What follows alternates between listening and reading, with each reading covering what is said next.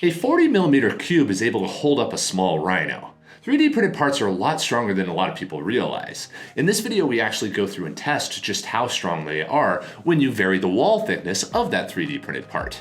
So what we did was we took 40mm cubes and we varied the wall thickness between 1mm to 5mm, and then we crushed them until they actually crushed and failed. Enjoy, and comment down below any other types of tests that you'd like us to do.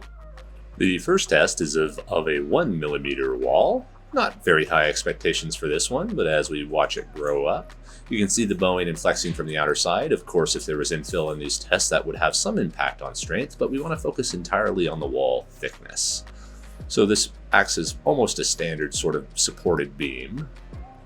And deformation until full breakage because it's brittle PLA breaking at 70 pounds or 306 newtons. Just imagine a golden retriever doing ballet on top of that brick. Next test is a 2mm wall. Obviously a little bit stronger, what people very often use inside of standard 3D printed parts. Not quite as common as the 1mm, but obviously going to be a bit more rigid. Follows the same kinds of damage dynamics as before. And as it continues to compress, we'll get to probably a similar catastrophic failure as before. Sure enough, pretty violent. Broke at 384 pounds of force, 1706 newtons. Basically a full-size ATV was sitting on top of that brick. Now moving up to 3mm. This is where we start to get into real sorts of strength. This is where you want deep, strong, functional parts. But again, noting that internal infill often contributes in a tremendous amount to the outer strength of parts, so just adding a few strings are like adding the trusses to a bridge. Rather than having something so flexible, you have something much stronger.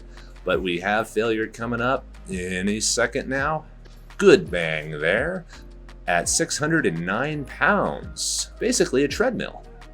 Coming up on the 4mm wall, obviously going to be a lot more rigid, and you're starting to get good structure in the vertical beams as well, which will kind of impact the test. But the point of these tests is to show how a certain part would be impacted once printed. So rather than using standard test samples, we use these variations that people can have a much closer relation to. Of course, you get a catastrophic full breakage rather than the buckling of before. 4,300 newtons off good old piano fell on that one.